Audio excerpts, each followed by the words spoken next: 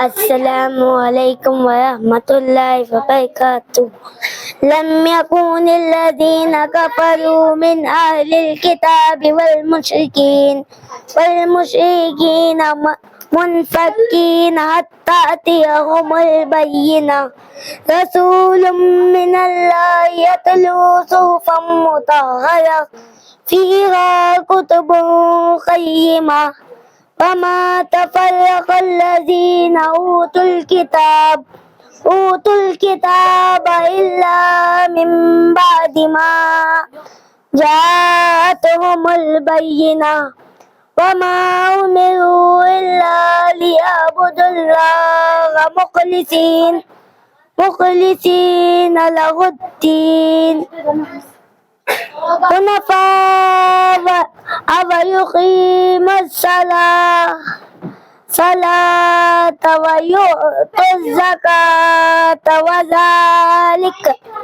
وذلك دين القيمة. إن الذين كفروا من أهل الكتاب والمشركين في نار جهنم خالدين فيها أولئك هم شر البرية.